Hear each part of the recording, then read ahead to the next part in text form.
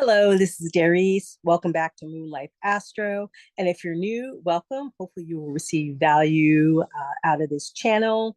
I just want to get right into it.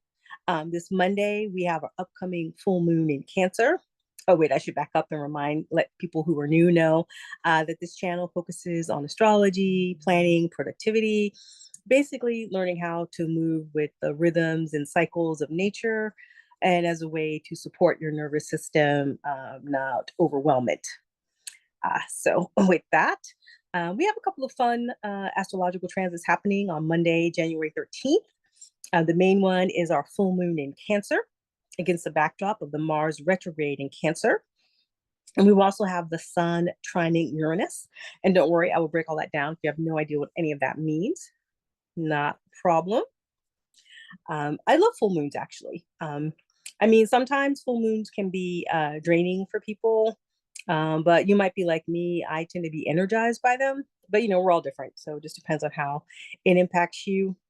A full moon in Cancer can be especially emotional, and it doesn't have to be necessarily negative emotional. You might have more intense happy feelings, especially since we're going to be coming off from Mars trining Uranus, which will be happening the day before. So normally with a full moon in Cancer, which Cancer is a water sign, can be very emotional. Sometimes that can be a really intense full moon.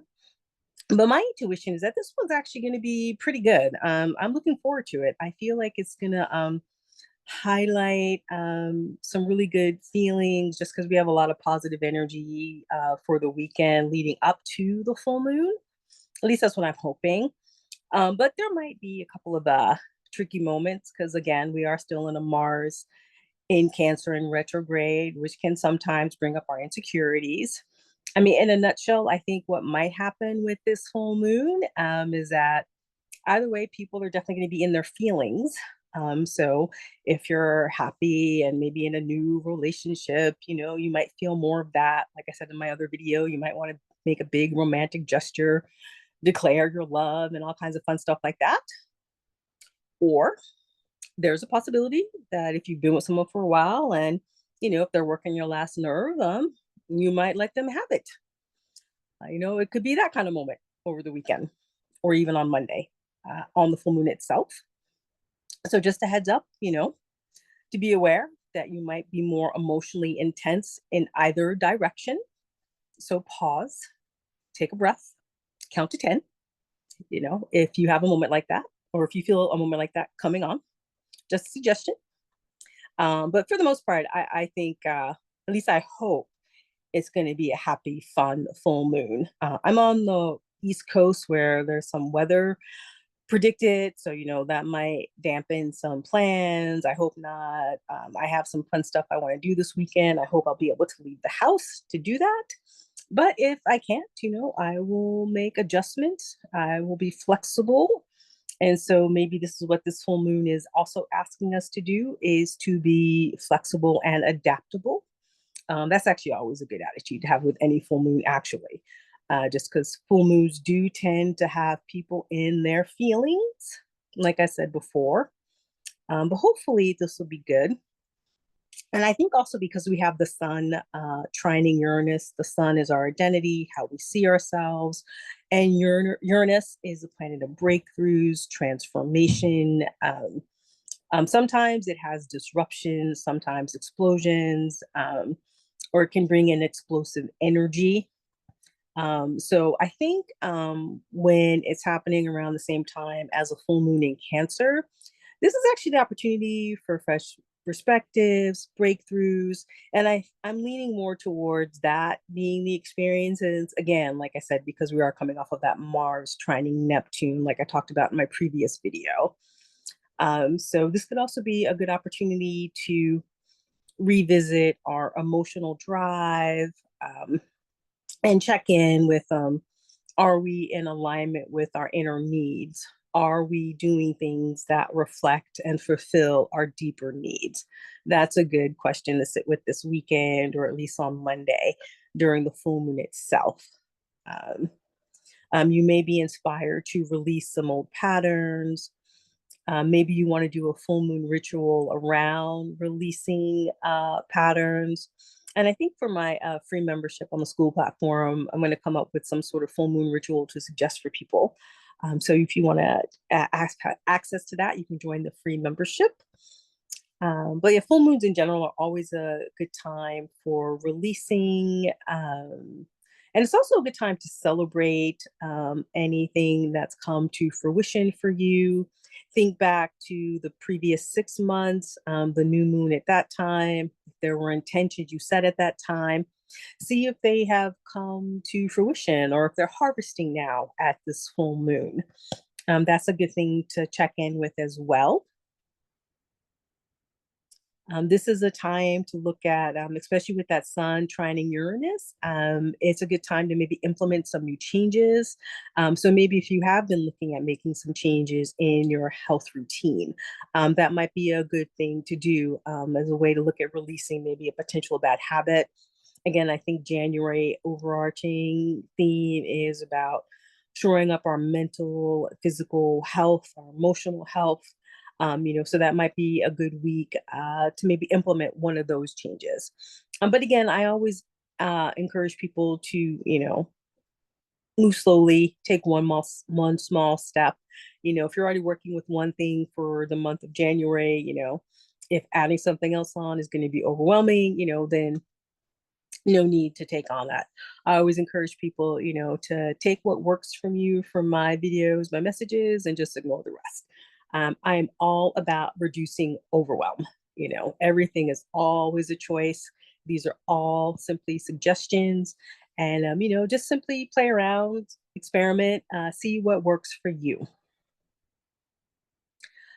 Again, we have full moon. They bring closure, illumination. So things may come to light for you in your personal life, your professional life. I'm going to be really curious too to see if there are any big reveals on the world stage collectively.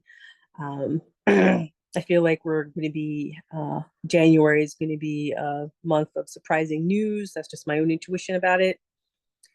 But again, full moons are always a good time too to look at any emotional patterns you want to release.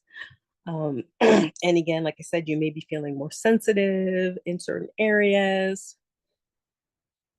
And yeah, I think this full moon in Cancer is especially a good time to look at where your needs being met, where they're not being met, especially in your home life, since Cancer can also represent the home, the family, your close inner circle. So this is a good weekend to be looking at those things. What needs to be revised or tweaked? What are the conversations you may need to have with certain people in your life? It's a good time for that. Full moons can be highlighting or illuminating that. And maybe you just take the weekend to figure out what that is. And you may not want to have the conversation on this weekend or on the full moon itself, where feelings might be heightened, but maybe later next week or even the following weekend might be a better time to actually have the actual conversation. But, of course, follow your intuition, do what works best for you, of course, always. And again, if you've been looking at new therapies or healing work, new modalities to support you in that area, if there are steps you need to take around that, then that's a good weekend, or the Monday, the full moon, that may be a good day, maybe to make that call to that potential new therapist or new body work or healer you considering working with, that sort of thing. Let me see what else I have in my notes here. Yeah, but this sun trining Uranus, it does give us that courage, like I was saying, to embrace change. So, like I said, if there is something you want to change in your health routine, maybe your morning routine, or what I call your getting started routine, or maybe what you want to revise in your winding down or nighttime routine. I actually did just post a focus in my free membership on school, encouraging people to use January Capricorn season as a time to create a winding down routine. So that might be something you want to look into for yourself. I call it a winding down routine because not everybody works during the day. Some people work nights. So, maybe they sleep during the day. So maybe their winding down routine has to happen at 10 a.m. in the morning so they can sleep for like 7 hours before they have to start work at like 11 o'clock at night, that sort of thing. And I also think it's good to think of it as a winding down routine. I think sometimes people hear nighttime routine and they still think of it as time to get something done before they go to bed, before they go to sleep. And it's easy to forget that the idea of a nighttime routine is to actually help you wind down, to calm down, to relax, to slow down, because that helps set your body up to have a deeper, more restful sleep, which then actually makes it easier to get up on time to implement a morning routine. So when I learned that, that was actually a game changer for me. So, this full moon, that might be a good week to implement that, to start playing around with what your winding down routine looks like. I myself am not at the stage where I am 100% off of all of my devices an hour before I fall asleep. I'm just not. And I might never get there. I don't know. I'll try.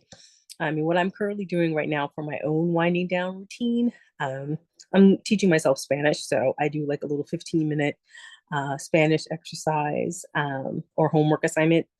And then I meditate for like 15 minutes. So my winding down routine is just 30 minutes. I try to, in that hour so up to that, if I am watching something on YouTube or if I'm listening to something on Audible, I try to have it be something that's going to be relaxing and calming, not something that's going to activate me or stress me out. But at least I'm no longer, responding to emails or doom scrolling on Instagram or that kind of thing. Because that's what I used to do. And that definitely was not helping me set up for sleep. Or I used to watch TV shows that would be too adrenaline inducing and it would just wire on my nervous system and it would take me like 3 hours to calm down. Like I don't do that stuff anymore. So, those are things to look at when you're thinking about how to calm down, how to have a winding down routine. And but yeah, if you want to like learn more about that, maybe get some suggestions from other people, you can join my free school community. And that's basically what I want to come in and check in with folks on today. If you made it this far, thank you for listening. If you got any value out of this, if any of it resonated, feel free to like the video. Please feel free to subscribe to the channel if this is providing you with some value and support. And again, I'm inviting people to join my free school community so that we can learn together, support one another. And I think community is just going to become more and more important. And so I just really want to help cultivate that. I'm also available for readings, and there'll be links for that below. And again, wishing you love, peace, and joy. Easefully yours, Darice.